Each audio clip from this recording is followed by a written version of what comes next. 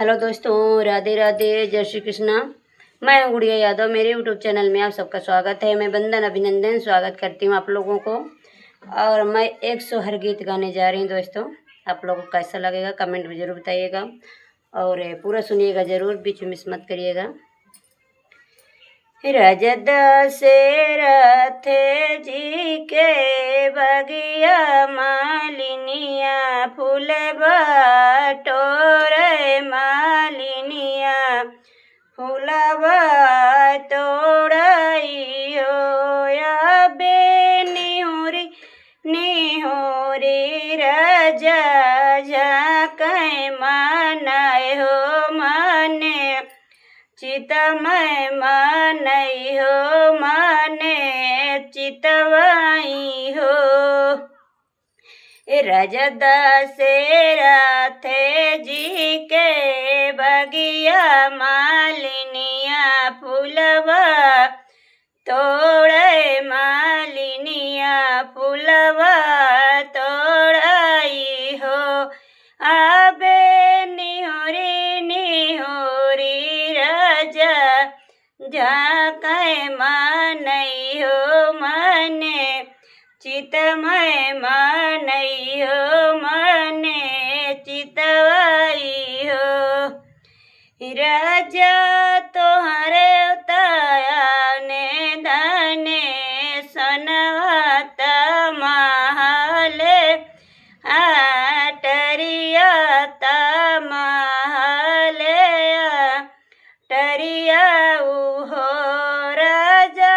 तोहरे घरे ब्याह हिरनियावा मैं हो कहे जाके मैं हो कहे जाके हो राजा तोरे घरे आने धने सनवत महल टरिया महल टरिया हो राजा तोरे घरे ब्याही रनियावा मैं हो कहे चिताए मैं हो कहे चिताए हो। मालिनी छड़ी दे बयाने धने सोनवत महले टरिया महल टरिया हो रजन मालिनी छड़ी दे बया पनीर नियवा तुम कल के रहबे तू है हो लैके रहबई हो मालिनी लगे राजा सूते मालिनिया से रज करे मालिनिया से रज करे हो मालिनी के घर भाए हो रिलवा सोहरे सुने जाबे सोहरिया सुने जाबे हो चुपे रहते चुपे रहा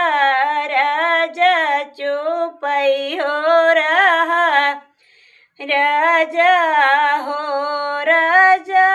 इतना बड़ा है बड़ा गाँव में के